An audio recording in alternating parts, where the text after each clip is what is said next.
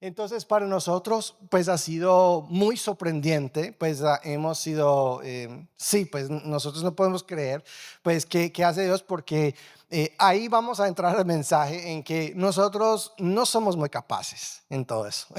Nosotros no estudiamos eso. Realmente yo nunca salí con una carrera, ¿no? Entonces yo al fin nunca terminé una carrera profesional y en muchos casos, pues yo sentí como, ¿y qué voy a poder ofrecer a Dios? ¿No? ¿Qué tengo yo? ¿No? Incluso cuando nosotros llegamos a Colombia, no conocimos nadie, no conocimos nada, no teníamos nada ahí esperándonos y pensamos, pues Dios, pues ¿qué vas a hacer a través de nosotros? Pues nosotros pues no tenemos tanto. Pero lo que sí teníamos y siempre tenemos y lo que ustedes también tienen es un sí. Cuando el Señor nos habla como al interior de nuestros corazones, pues decir sí a ese voz quietico, eso hace toda la diferencia.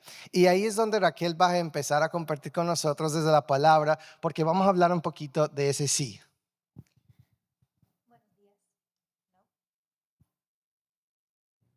Buenas tardes. Ahora sí, buenas tardes, es cierto. Ya son las 3:30, qué vergüenza. Buenas tardes. Pues nosotros llamamos esta prédica, este mensaje común, porque así es como crece el reino de Dios. No crece desde plataformas ni luces, no crece cuando todo está perfectamente organizado y resuelto. El reino crece desde la tierra, el suelo, con gente humildes, dispuestos, que quieren meterse las manos ahí en la tierra y empezar a trabajar y empezar a funcionar a través de acciones comunes. Muchas veces cuando pensamos en las misiones, pensamos en la gran comisión, ¿no? En Mateo 28, ¿y qué dice? Ir y hacer discípulos. ¿Qué más? Bautizándoles en el nombre del Padre, Hijo y Espíritu Santo, enseñándoles a obedecer todo lo que les he enseñado. Y de vez en cuando Brian y yo hemos estado hablando de eso hace rato, que de vez en cuando nos enfocamos mucho en el discipular y en el bautizar, porque eso es la parte bonita, pero también hay esta otra parte, enseñándoles a obedecer todo lo que les he enseñado. Y eso entonces nos hace pensar en, pues, compartir el evangelio no tan solamente es predicar el evangelio, también es demostrar y mostrar el evangelio. Tenemos que hacer ambas cosas.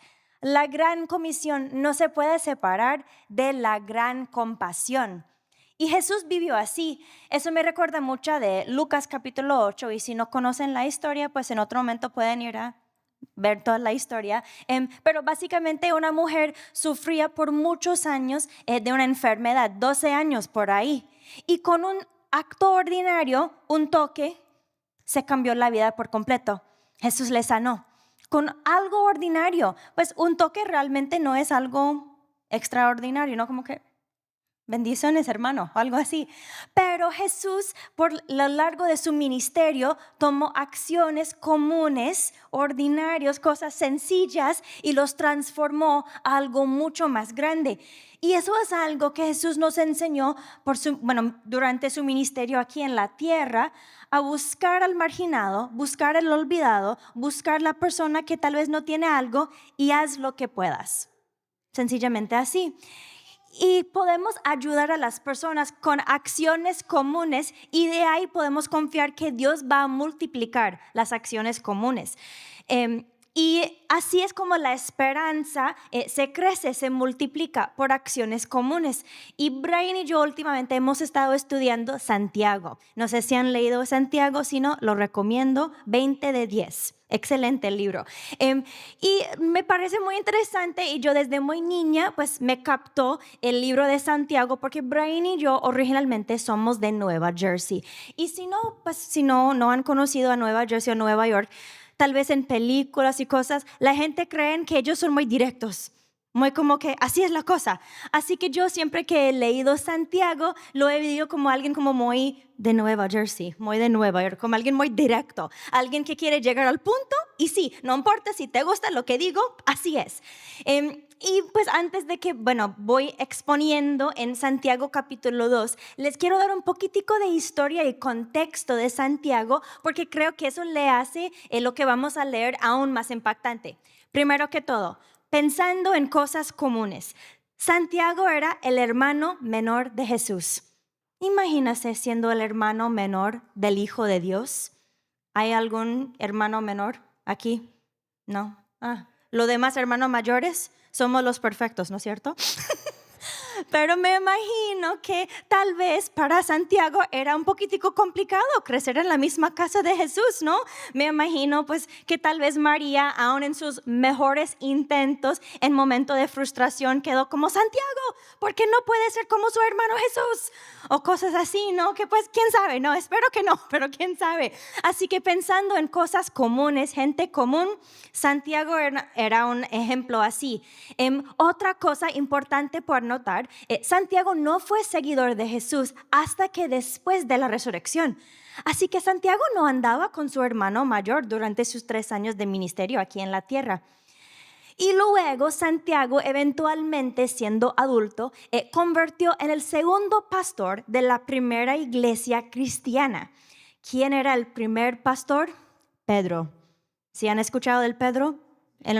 Pedro, que era Pedro, la piedra, la roca, que era como así todo fuerte, apasionado, y de ahí llegó Santiago, común en comparación a este gran Pedro, ¿no? Pero con el tiempo, Santiago se convirtió por ser muy conocido por su sabiduría y discernimiento. Y él pastoreaba esta primera iglesia cristiana por 20 años. Y en los 20 años muchas cosas pasaron a la iglesia. Pobreza, hambre, persecución. Y me imagino que ellos se encontraban luchando con esta pregunta: ¿cómo se ve la fe en la vida diaria? ¿Qué es lo que hacemos en nuestra día a día para compartir o para mostrar nuestra fe? Y es interesante relatar acá en que la carta de Santiago, bueno, a mí me gusta la parte del estudio de la Biblia, por eso les estoy exponiendo todo eso. Ahí pues voy a quedar ahí y de ahí seguimos. Pero es importante notar acá que en la carta de Santiago es muy distinto de las cartas del Nuevo Testamento que escribieron Pablo. ¿Por qué? Porque Santiago no lo escribió precisamente a una iglesia. Si uno lee los diferentes libros del Nuevo Testamento, Romanos, Efesios, Corintios, Pablo siempre empieza con una bienvenida linda y de ahí empieza a tratar de problemas, de quejas, de cosas. Ay, ustedes están haciendo qué cosa y hay que hacer esa cosa. Ay, ustedes he escuchado que ta. Así que Pablo siempre estuvo resolviendo problemas, pero Santiago no le tocó así. Está escribiendo a todos los seguidores de Jesús. ¿Qué significa eso? Que tanto como era una carta específica, bonita para la gente, seguidores de Cristo en esta época, también nos aplica a nosotros en 2025. Así que podemos realmente tomar lo que Santiago está diciendo y ponerlo en práctica. Así que vamos a llegar a Santiago capítulo 2, versículo 14 a 17. Y quiero que pues piensen eso, no sé si pueden verlo detrás de mi cabeza, que su fe no se debe quedarse quieto. Se debe vivir a través de acciones visibles. Así que se dice Santiago 2, 14 a 17. Amados hermanos, ¿de qué le sirve a uno decir que tiene fe si no le demuestra con sus acciones? ¿Puede esa clase de fe salvar a alguien? Supónganse que ven a un hermano o una hermana que no tiene qué comer ni con qué vestirse. Y uno de ustedes le dice: adiós, que tengas un buen día, abrígate mucho y aliméntate bien. Pero no le dan ni alimento ni ropa. ¿Para qué les sirve? Como pueden ver, la fe por sí sola no es suficiente. A menos que produzca buenas acciones, está muerta y es inútil.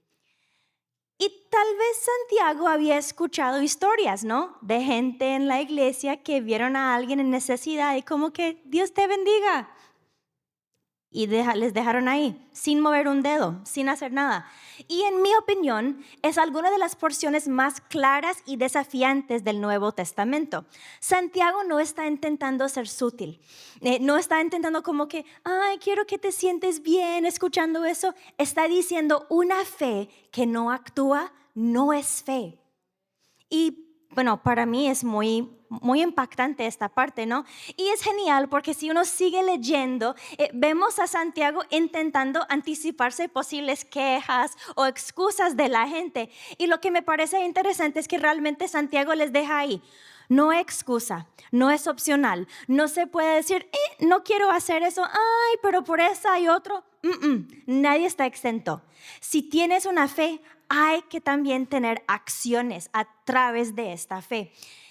Entonces, así es como podemos vivir la gran comisión en nuestra vida diaria. Brian ahora va a compartir un poquitico, pero vamos a profundizar en dos imágenes que Santiago nos dejó, pero son necesidades comunes, acciones comunes, impacto extraordinario. Sí, es importante aquí que Santiago no está hablando de metáfora. Muchas veces en la Biblia, pues de unas diferentes historias están hablando de metáfora, así que pues investigamos un poquito de qué significa eso. Pero en este caso, pues está hablando muy directo, como estamos hablando. Así que nosotros no vamos a ver, pues, qué significa más profundo ahí, sino lo que vamos a ver es que muchas veces nosotros no reconocemos que cuando nosotros digamos que sí a algo, cuando respondemos al Espíritu Santo o cuando respondemos en el nombre de Jesús, una acción común se convierte en algo sobrenatural que está pasando en lo espiritual y se manifiesta de forma sobrenatural. Así que vamos a ver aquí que Santiago está diciendo, si alguien está sin ropa y tú dices abrígate, pero no haces nada, ¿de qué sirve eso? Está hablando de literal, de abrigar a una persona. De darle de su necesidad, desde su vulnerabilidad, porque desde el inicio del tiempo, realmente la ropa significa lo mismo, significa dignidad, porque nosotros somos vulnerables sin esa ropa y ahora con ropa nosotros somos dignos, nosotros podemos presentarnos delante de otras personas, entonces hay una vulnerabilidad. Entonces, pero ¿qué pasa aquí? Porque en la escritura nosotros vemos varias historias donde la ropa realmente fue utilizada para mostrarnos qué tan importante es la dignidad para Dios. Y voy a ir con uno porque yo lo veo muy interesante, es al inicio de la Biblia en Génesis, ¿no? Porque nosotros nos damos cuenta, ¿cierto? Que cuando Adán y Eva se comen del fruto, ellos se den cuenta de qué, que son desnudos, ¿no? De inmediato. Es una de las primeras cosas que se den cuenta, que son desnudos. Entonces, ¿qué hacen ellos? Ellos buscan unas hojas y forman una ropa y ellos hacen como una ropa de las hojas de los árboles, ¿no? ¿Y qué pasa? Ahora vamos a ver algo interesante, porque después Dios bajó a caminar con ellos en el huerto, como siempre lo hacía. Y en ese momento, Él se dio cuenta, que ellos se dieron cuenta, que eran desnudos, ¿no? Entonces dijo, pues, ¿qué están haciendo? Y algo pero tan interesante aquí, que ellos ya estaban vestidos con algo. Ya tenían las hojas que les estaban cubriendo. Pero ¿qué hace Dios? Dios les dio una ropa hecha de piel, o sea, cuero. Entonces ellos tenían algo desechable y Dios tenía algo más bonito. Y aquí es donde llega a ser muy interesante, porque ellos acabaron de pecar. Recordamos que en ese momento, pues las leyes todavía no existían, no había perdón para Adán y Eva. Ellos tenían que sufrir las consecuencias, tenían que salir del huerto. Y no había consecración otra vez para Adán y Eva. Ellos ya pecaron, entonces no están justos con Dios. Nosotros hoy en día cuando pecamos, nosotros podemos pedir perdón, podemos arrepentir y ya empezar a vivir otra vez, así de instantáneamente. Pero Adán y Eva no tenían esa opción. Entonces ahora estamos mirando cómo Dios trata a los pecadores. Porque hay que reconocer algo, todos nosotros somos creación de Dios, pero solo algunos son hijos de Dios. ¿Sí?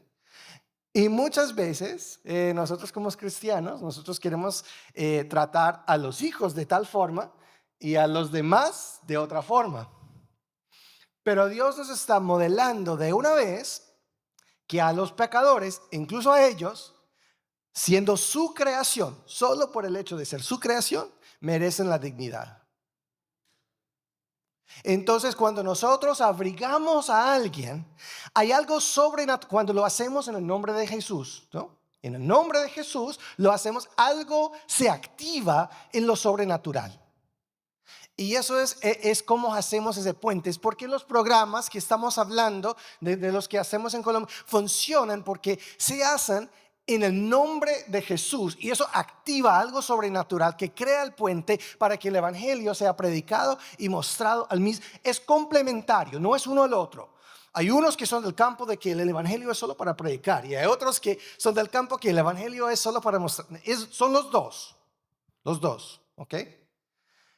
Y vemos cómo es que Dios trata a su creación y cómo nosotros también debemos tratar a la creación con dignidad. Si nosotros podemos mostrar dignidad a una persona en el nombre de Jesús, estamos creando el puente para poder compartir el evangelio. Y eso empieza con un sí. Cuando el Señor te muestra la oportunidad y tú dices, sí, yo lo hago, yo lo haré. Y eso en el nombre de Jesús cambia todo. Tengo una historia. Nosotros en Colombia, como estaba diciendo, tenemos el programa de empoderamiento de la mujer. Y nosotros cuando terminamos los programas de empoderamiento de la mujer, tenemos una graduación, ¿no? Muchas de las mujeres nunca han participado en un grado en sus vidas. Entonces es algo lindo, que tienen las túnicas, que tienen todo, ¿no? Y que celebramos. Y hay una señora que se llama Marta, y Marta se estaba graduando. Pues la historia de Marta es que Marta es de un pueblo en las afueras de donde vivimos. Pues donde nosotros vivimos no es que hay guerra constante, que hay balas en todas partes. No, no es así. Sin embargo, cuando uno sale de la ciudad y ya está en zona rural, todos los días puede pasar algo, ¿no? Entonces los grupos armados en muchas áreas, ellos mandan en esas áreas porque el gobierno no tiene una presencia en esos lugares. Entonces, si usted tiene una amenaza de ellos, es muy grave. Y ella y su esposo y su hijo vivían en un pueblo un poquito en las afueras, y ellos eran empresarios. Y bueno, resulta que un día hubo una amenaza de los grupos armados a su familia, y al fin asesinaron al esposo, ¿no? Entonces ahora ella quedaba como una madre soltera, y con esa amenaza pues tenía que huir, tenía que desplazarse. Aquí es la historia de muchos colombianos, que hay muchos colombianos desplazados del conflicto armado. Y usted puede imaginar, pues si usted tiene toda su vida, toda su empresa, toda su casa, toda su familia, y de un momento a otro tiene que salir, es muy difícil recuperar su dignidad, recuperar económicamente, pues saliendo con todo y ahora con nada, pues es muy difícil. Ella llegó al pueblo, pues a la ciudad donde nosotros vivimos, y ella empezó a conocer una persona de la iglesia, y ella estaba participando en uno de los grupos de empoderamiento de la mujer, y estamos empezando con la primera fase, que es del ser, ¿no? Que es lo más importante. Entonces ella participó en el grupo, y ahí es donde ella recibió al Señor. Y después empezó en la parte del hacer, que la parte del hacer era costura, pues para poder aprender a hacer ropa, ¿no? Entonces ella al fin se graduó con todo eso, y en su graduación ella dijo algo muy impactante que va muy con este punto. Y ella dijo, muchos de nosotros estamos acostumbrados de portar ropa vieja, pero que hoy está ropa nueva, ¿no?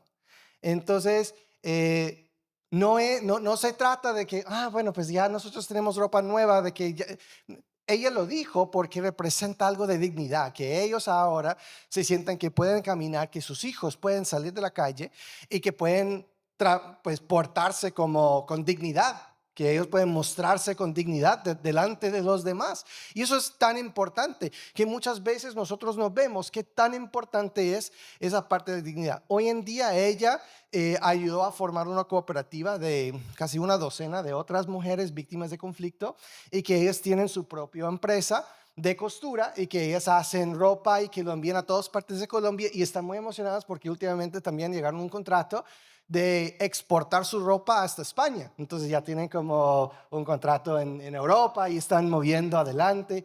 Y eso pasa cuando uno recibe dignidad en el nombre de Jesús, ¿no?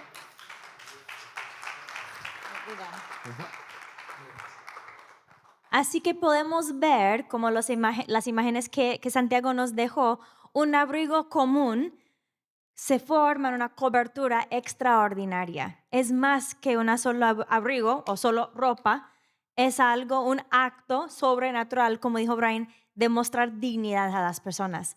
La otra imagen que Santiago nos da es una comida común. Nosotros como seres humanos entendemos que el hambre es real, ¿no? Que hay hambre en la vida. Y que compartir una comida es mucho más que solo compartir calorías. Cuando uno comparte una comida con alguien, es una declaración poderosa de cómo perteneces en la mesa conmigo. Yo me imagino pues estando en una iglesia hispano-latino, que los latinos amamos la comida, ¿no es cierto?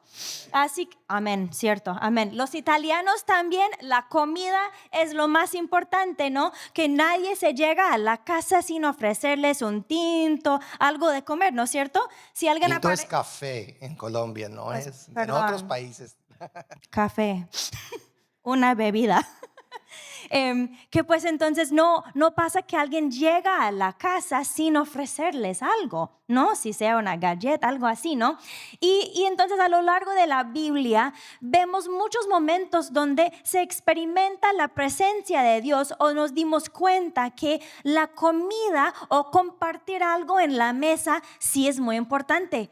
En el Antiguo Testamento, la comida de la Pascua marca el comienzo de la historia de redención del pueblo de Israel.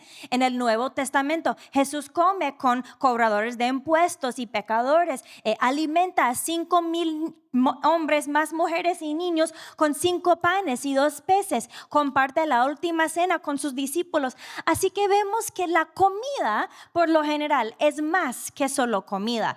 Es una invitación que la fe se convierte en familia, donde extraños se convierten en hermanos, hermanas, estando ahí en la familia. Y el hambre se ve tan similar de literal hambre física que otros tipos de hambre. Hay hambre física. Nosotros estamos muy, bueno, digo yo, somos muy conscientes tanto en Norte Carolina, en Estados Unidos, a las otras partes del mundo, que hay hambre en la vida. Hay niños que hoy en Estados Unidos, tanto como en Colombia, en otros países, se van a acostar esta noche sin haber comido. Que hay padres que van a saltar sus comidas, que no van a comer hoy porque dieron todo lo que tenían a sus hijos. Hay familias que luchan con inseguridad alimentaria, así que sí, aún hay hambre física. También hay hambre emocional. Hay personas que comen solos, sintiéndose desconectadas. No sé si una vez en sus trabajos han visto a gente que comen ahí solitos, que no sienten que pueden compartir con los demás. También hay hambre espiritual. Personas que se ven llenas ahí por afuera, ¿no? Pero hambrientes por dentro, anhelando pertenencia, buscando esperanza, deseando propósito. Y Dios no necesita necesariamente grandes escenarios para suplir grandes necesidades. A veces Él quiere usar tan simple una sola comida para demostrar su amor, una invitación que perteneces aquí, tienes lugar aquí. Y eso me recuerda mucho a la historia de Dylan. Dylan es un niño que tiene 12 años y vive en nuestra ciudad de Colombia, y su familia vino a Colombia como migrantes desde Venezuela. Y pues si no entiendan bien la geografía, desde Venezuela a a nuestra ciudad en Colombia son 19 horas en bus, que sí son muchos, pero caminando son 11 días. Y Dylan y su familia venían caminando desde Venezuela a su ciudad donde viven aquí en Colombia, y era más que 11 días porque pararon, eran 11 días sin parar, pero ellos sí pararon, así que más que 11 días caminando. Y cuando llegaron a la ciudad donde vivimos nosotros, él estaba desnutrido y exhausto, y también la familia.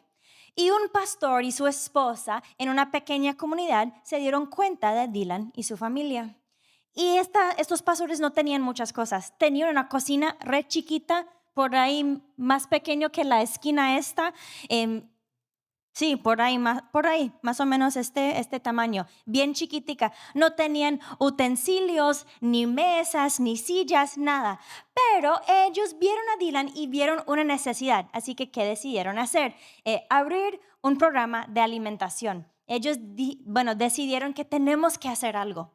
Así que ellos abrieron este sitio de alimentación para niños y Dylan vino primero. Y luego invitó a sus hermanos y luego invitó a sus hermanas. Y cuando Brian le conoció hace 6 meses por ahí, Brian se fue a visitar a los pastores porque nosotros les apoyamos con comida con Convoy of Hope.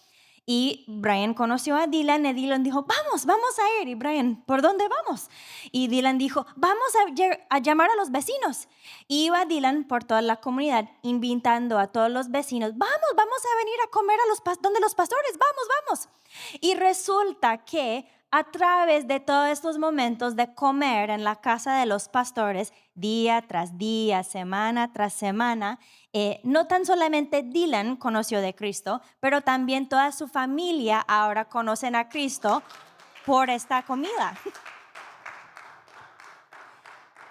Y para mí me parece muy impactante porque un plato de comida nunca es solamente un plato de comida.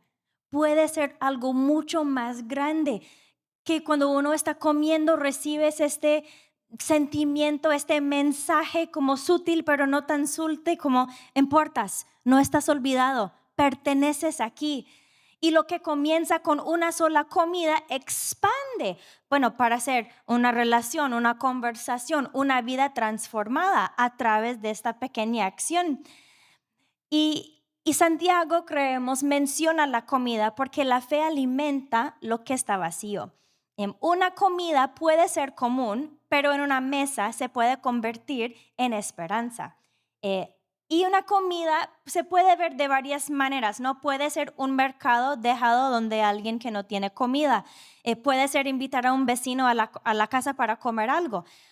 Y algo que Brian y yo hemos estado pensando y hemos escuchado historias también, que cuando nosotros siendo seguidores de Jesús, que estamos escuchando y atentos a lo que el Espíritu Santo quiere decirnos, de vez en cuando hay algo mucho más grande que Dios está haciendo a través de acciones comunes como eso.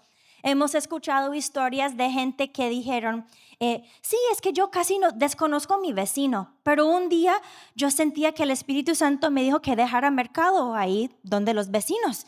Y yo sentía como, ¿será? No sé qué voy a hacer. Resulta que este vecino no era cristiano, pero este día ya tenían hambre y no tenían mercado para la semana. Y esta persona que no conocía a Cristo en un momento de desesperación dijo, Dios, no sé si estás real, pero si eres real, por favor, te necesito, no hay mercado. Y el cristiano vecino, escuchando al Espíritu Santo, dejó el mercado ahí. ¿Qué pasa? Una semilla con una acción común que realmente respondió a una necesidad más sobrenatural, más profundo. Y antes de que Brian ahí va terminando, solo quiero dejarles con alguito rapidito. De vez en cuando, pues ya hemos hablado por todo este tiempo y tal vez piensan, ay, pero Raquel, tú y Brian son misioneros. ¿Quién soy yo para hacer algo así? Si se cree que son comunes, excelente, nosotros también. El lugar perfecto para que Dios pueda trabajar es con gente comunes. Lo vemos por lo largo de la Biblia. María era un joven, David era un pastor, Gedeón era tal otra persona. Y Dios quiere usar las personas comunes, pero cuando podemos tomar la decisión, decir sí a nuestras acciones comunes para que Dios le pueda utilizar, tal vez hay alguien como Marta o como Dylan esperando al otro lado de nuestro sí. Sí, el sí es lo que realmente activa lo que es la gran comisión. Cuando nosotros hablamos antes de la gran comisión, haciendo discípulos, bautizándoles, ¿no? Y enseñándoles todo lo que yo les he mandado, ¿no? Esa parte es la parte donde nosotros tenemos la responsabilidad de decir que sí. Esa es la parte cuando Jesús siempre nos da el reto, si vamos a decir que sí y seguir o no, ¿no? Y ahí es donde todo cambia. Y muchas veces nosotros vemos en la vida y ministerio de Jesús de que lo que Él nos ha mandado muchas veces empieza con la dignidad y compasión. invitando a la gente a la mesa. Entonces, no es que eso es otro gran comisión. Estamos hablando del mismo gran comisión que cuando nosotros hablamos de Juan 3:16, porque Dios amó al mundo, este gran comisión es lo mismo, demostrar compasión, dignidad y invitar a las personas a la mesa. Eso es, y yo, para no confundirles, ustedes son salvos por gracia, por la gracia de Dios. Su salvación no está en cuestión acá de que usted está salvo o no, pero yo lo veo como el latido del corazón y respiración. Uno comprueba que el otro está vivo. Entonces tus acciones comprueban que tu fe está vivo, porque puede ser salvo pero muerto. Entonces, sí, recibiste, pero tu fe está muerto, como dijo Santiago. Entonces, pero cuando tus acciones están enlazados con la palabra, es como el latido del corazón y respiración, que los dos están funcionando juntos para comprobar que la fe está viva. Y nosotros, como estaba diciendo, nosotros empezamos con un sí y todavía es un sí. Hay mucho que no tenemos, pero hay tantas veces que nosotros no queremos actuar hasta básicamente ver una zarza ardiente, ¿no? Eh, pero yo les cuento un poquito de cómo empezamos en Colombia para darles ese inicio tan elegante. Nosotros llegamos al aeropuerto, había pues una persona de recogernos que conocimos. Ahí esperamos ahí en la calle y nadie entró a ayudarnos con nada, no hubo carteles, no, nada, ¿no? Nosotros llegamos ahí como un taxi, ¿no? Y ahí pusimos las cosas, fuimos a un cuarto que fue reservado por nosotros, nos dejaron ahí y ya salieron y nosotros quedamos solos. Y nosotros pues pensamos, bueno, eso es nuestra vida ahora, pues entonces, ¿qué hacemos? Y bajamos y caminamos por la calle, buscamos un restaurante de comer, comimos, volvimos a la casa. No era extraordinario en lo natural. Pero nosotros lo dijimos en el nombre de Jesús, estamos aquí. Y eso es la chispa que empezó a formar todo lo demás. Y ahora nosotros, el milagro está mirando hacia atrás. Cuando usted tiene el privilegio de poder mirar hacia atrás y mirar que la semilla que tú sembraste sí produció a fruto, porque tú lo sembraste en el nombre de Jesús, eso es el milagro. De vez en cuando vemos el milagro en el momento, pero la mayoría de las veces creo que lo vemos mirando hacia atrás. Entonces mi oración para ustedes, ahora que vamos a terminar, es que oramos juntos, es que ustedes puedan tener muchas historias mirando hacia atrás, si sea ahora, si sea en el futuro o si sea en el cielo, pero que usted pueda aprender y recordar de que con su sí, en el nombre de Jesús, activa algo sobrenatural que abre el camino para que el evangelio puede tener mayor eficaz en su alrededor. Nosotros estamos tan confundidos porque el evangelio no es porque nosotros no estamos afuera, no estamos viviendo el evangelio al mismo tiempo de predicar el evangelio. Hay que hacer los dos. Jesús nos enseñó la dignidad, nos enseñó la compasión. Si nosotros podemos empezar por ahí, no estamos perdiendo nuestra esencia, estamos viviendo nuestra esencia. Con lo poco que tienes, el Señor puede hacer milagros. Entonces amén. Vamos a tomar un momento de orar. No vamos a hacerle como un momento tan grandioso, pues un momento sencillo. Porque eso es como todos los días nosotros podemos orar así y dejar que el Espíritu Santo nos use de una forma sobrenatural. Pero empieza con un sí. Entonces no sé qué es lo que el Señor está hablando a tu corazón, qué ha escuchado de Él, que se siente grande, que se siente pequeño, pues que se siente fuera de tu alcance, que se siente muchas cosas. Y por todos esos sentires estás en pausa. Pero hoy yo creo que el Espíritu Santo está moviendo para recordarte que lo único que está pidiendo es un sí. El plan no está pidiendo. El plan no teníamos. El plan para los próximos 4 años pensamos que lo tenemos, pero te garantizo que será diferente, ¿no? Pero el Espíritu Santo te está recordando en esta tarde que con el sí es suficiente.